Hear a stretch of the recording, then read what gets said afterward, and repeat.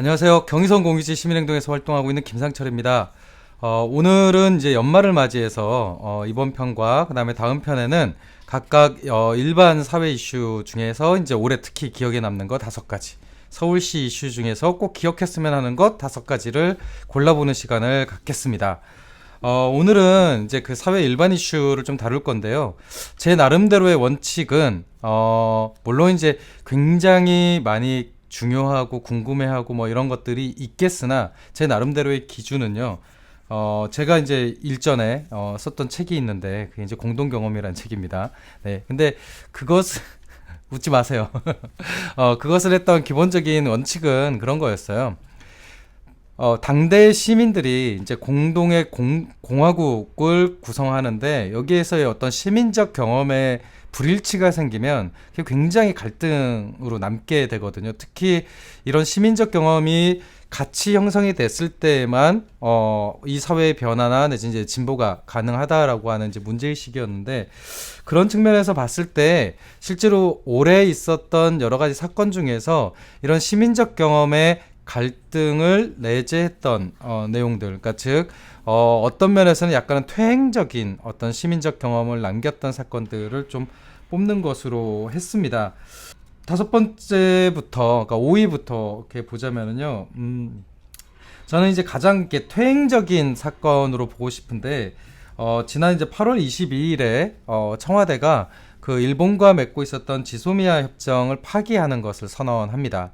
그런데 아시겠지만 그것이 다시 뭐 이런저런 부대 조건을 달았지만 다시 회복하는 것으로 최근에 결정이 났잖아요. 사실은 이것이 이제 가장 문제가 되는 것은 뭐냐면, 실제로 지소미아 협정이라고 하는 것이 어떻게 보면 굉장히 상식적인 정보교류 협정이거든요. 물론 이제 북한의 군사행위에 대해서 한국과 일본이 갖고 있는 각각의 정보들을 교류하는 것이라고 이렇게 보면 되는데, 그런 것들을 파기함으로써 지금 뭐 일본 정부에서 했던 통상 압력이나 내지 이런 것들을 극복할 수 있다라고 하는 것은 조금은 비상식적인 대응이었다고 생각을 합니다. 뭐 최근에 그것을 회복한 데에서 알 수 있는 거죠. 저는 그런 면에서 오히려 이 국가 간의 협정을 국민들의 어떤 그 감정 싸움의 일종의 수단으로 활용했다는 측면에선 굉장히 나쁜 전례가 되었다라고 생각을 합니다. 그거보다 더 효과적인 것이 없었을까라고 하는 부분에 고민이 있는 거고요. 뭐 최근에 이제 그런 얘기들이 나오죠. 뭐 그 일본 의류 브랜드 이런 거 얘기 나오면서, 아니 그 정도의 옷을 한국에 만들 수 있으면 얼마나 좋을까 뭐 이런 얘기 나오는데, 결국 그게 원재료 문제거든요. 그러니까 일본 같은 경우는 꾸준히 원 소재와 관련된 투자들을 하지만, 한국은 대부분 원 소재를 외국에서 사와서 그것을 2차 가공하는 것의 그 제조업의 비중이 굉장히 높은 편입니다. 그러니까 즉 그 일본을 극복하고 싶으면 실질적으로 극복할 수 있는 방안이나 내지 내용들을 만들어야 되는데, 실제로 한국 사회는 아무것도 바뀌지 않고 그냥 일본 싫어 이걸로 끌고 왔던 거죠. 전 그런 면에서 8월 22일에 있었던 지소미아 파기라고 하는 것이 정말 득도 없이 그 국민들의 감정적인 측면에 기대서 한 굉장히 포퓰리즘적인 그 시도였다라고 생각을 합니다. 4위로 뽑고 싶은 것은 사실은 이제 여러 가지 쟁점이 있는데, 그 중에서 저는 우리의 이제 기억 속에 거의 희미하게 되어 있을 2월 8일에 베트남 하노이에서 있었던 역사적인 북미 정상회담을 들고 싶습니다. 사실 이 북미 정상회담은 거의 그 최초였잖아요. 거의 최초가 아니고 진짜 최초죠. 예. 그런데 실제 지금 전국에서 보면은 소위 북미 간의 관계라는 게 이제 전쟁을 불사할 정도의 감정이 굉장히 악화되어 있는 상태입니다. 그러니까 이 북미 정상회담이라고 하는 것을 통해서 한반도의 평화라고 하는 것에 어쨌든 돌이킬 수 없는 어떤 진전을 만들어낼 거다라고 기대를 했지만, 지금 한반도 정세는 그렇지 못합니다. 그런 면에서 저는 오히려 북미 정상회담 이후에 그 남한, 그러니까 한국의 어떤 태도나 내지는 이 부분에 조금 더 관심을 가져야 된다. 그러니까 좀 문제의식이 있는 편인데요. 이제 한국이, 특히 문재인 정부가 이 북미 간의 협상 과정 내에서 일종의 거막군 노력 그 역할을 자임한 것 자체가 저는 굉장히 넌센스라고 생각을 합니다. 중요한 건 하나의 파트너로서 등장을 했어야 됐고, 파트너로서 등장을 하기 위해서는 한국 측이 제시할 수 있는 카드가 있어야 됩니다. 그러니까 최근에 그 북한에서 그 금강산에 투자했던 거 다 떼가라, 혹은 개성공단에 있는 거 다 떼가라, 이렇게 통보를 하지 않았습니까? 이를테면 문재인 정부가 개성공단의 복원을 위해서 혹은 금강산 관광의 재개를 위해서 어떤 노력을 했는가를 보면 그런 노력이 거의 없었던 거죠. 그러니까 결국 생색내기로 뭐 남북 정상회담하고 그다음에 북미 정상회담 이런 거는 했을지언정 실질적으로 남북 간의 관계를 개선하기 위해서 하는 노력은 없었습니다. 그 이유는 뭐냐? 결국엔 문재인 정부가 국내 정치에서의 소위 종북 시비나 내지는 북한 편향 시비를 피해가고자 했던 어떤 정치적인 얕은 수가 결국 이런 파국을 만들지 않았나 싶고요. 저는 그런 면에서 문재인 정부가 지나치게 작년 그 평창 올림픽 때부터 북한하고의 관계를 소위 내부 이벤트용으로 활용하는 것이 아닌가라고 하는 문제의식이 있습니다.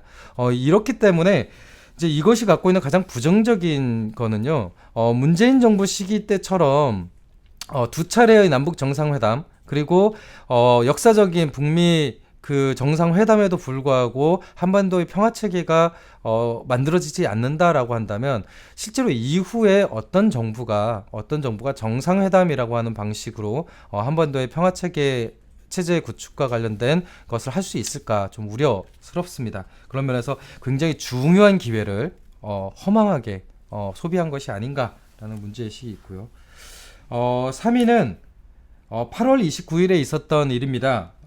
상고심에서 이제 그 최순실 씨에 대한 이제 그 상고가 있었는데, 재미있는 거는 이게 파기환송이 됐는데, 거기서 핵심적인 내용이 그거였습니다.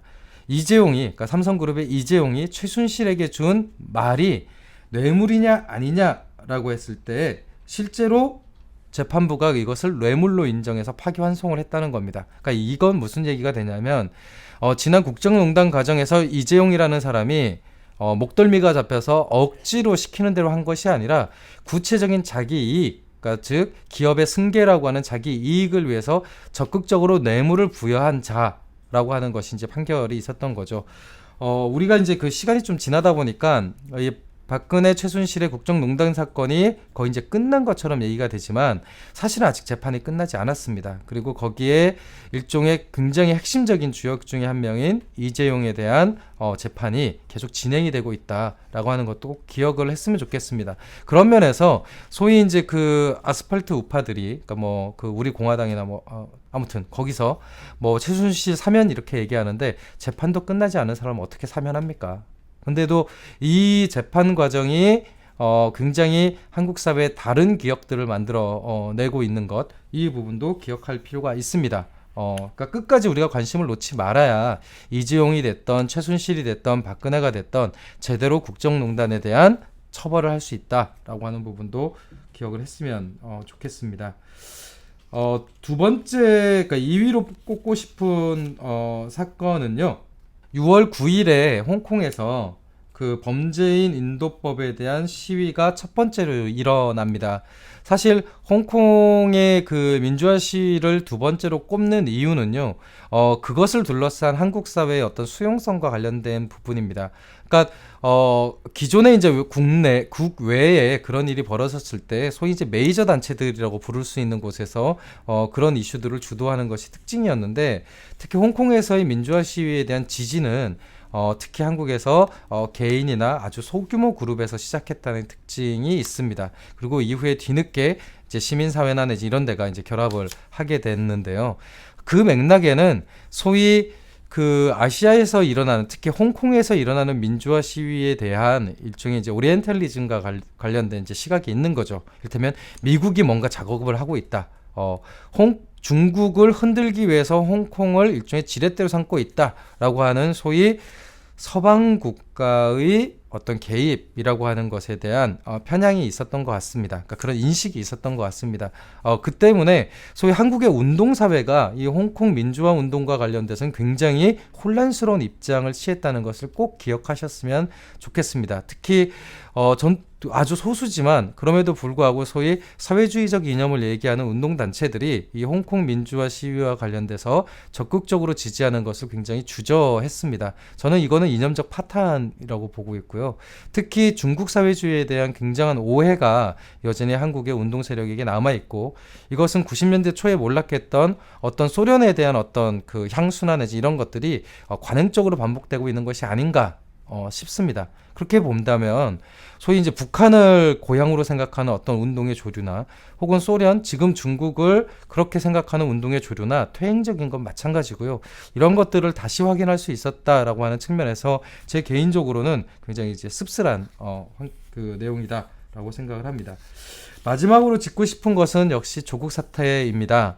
조국 사태는 사실은 87년도부터 시작됐던 소위 민주화라고 하는 과정 자체가 실질적으로 종결된 걸로 생각을 합니다. 그러니까 이것은 이제 민주주의라고 하는 제도의 후퇴가 아니라 소위 민주화 세력이라고 부르는 어떤 그룹의 역사적 퇴장이라고 보는 것이 맞을 것 같고요. 그런 과정에서 나타나는 소위 86세대에 대한 그 밑에 세대들의 인식이라고 하는 것들도 굉장히 크게 바뀌었다. 이제 더 이상 이제 부채의식을 가지지 않아도 될 정도로 86세대가 도덕적인 파탄을 맞이했던 거죠.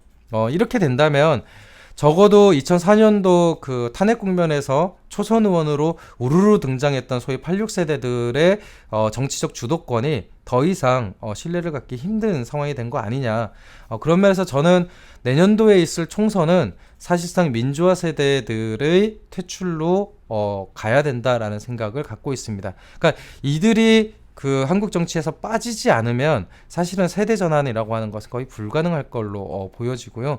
그래서 지금 재판 중인 조국 전 장관에 대한 어떤 그 법률적 처분 외에 우리가 좀 그 시민적 경험을 통해서 챙겨야 된다라고 한다면 이것은 단순히 에피소드로 끝날 문제 혹은 조국 장관이라고 하는 개인에 대한 문제로 끝나는 것이 아니라 어쨌든 한국 사회의 한 세력을 교체하는 문제로 진지하게 접근할 필요가 있고, 저는 그게 내년 총선의 중요한 계기여야 한다라는 생각을 가지고 있습니다.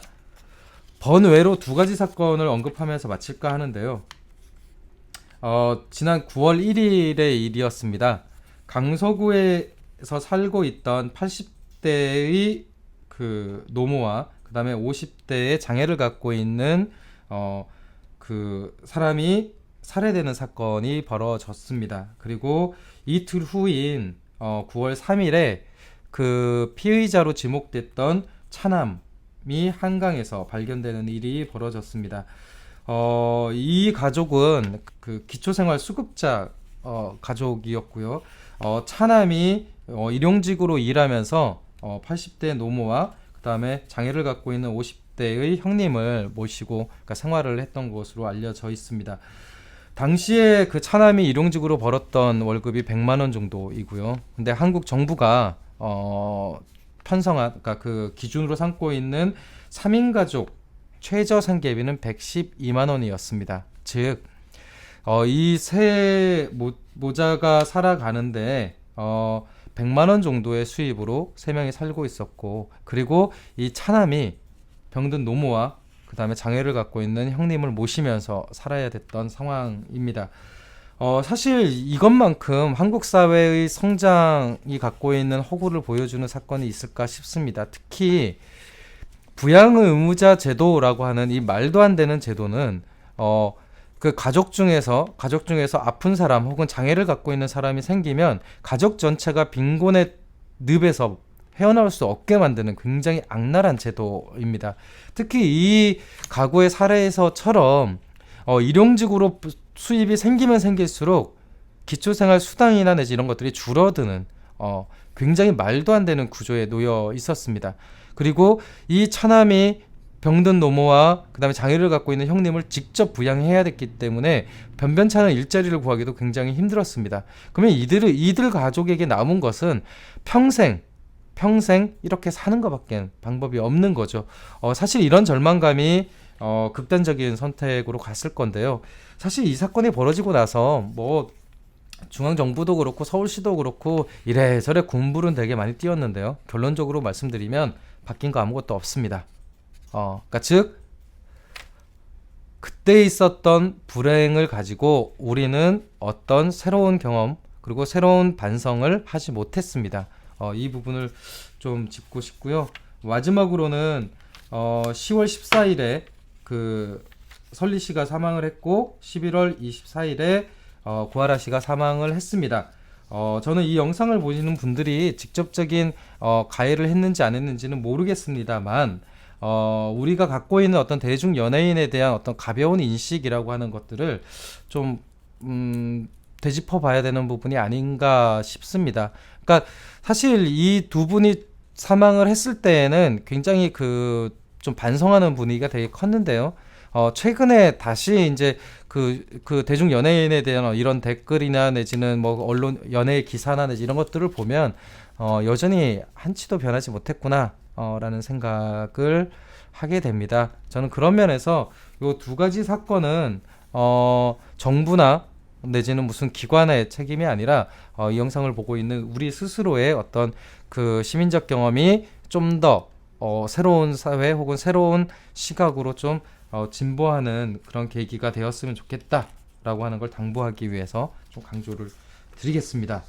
예, 이상으로 올해 제 나름대로 뽑은 5가지 사건을 짚어봤고요. 다음 시간에는 서울시 사례를 바탕으로 해서 한번 이야기를 해보겠습니다. 이 영상을 녹화하고 있는 곳은 공동역에 위치한 경의선 공유지입니다. 감사합니다.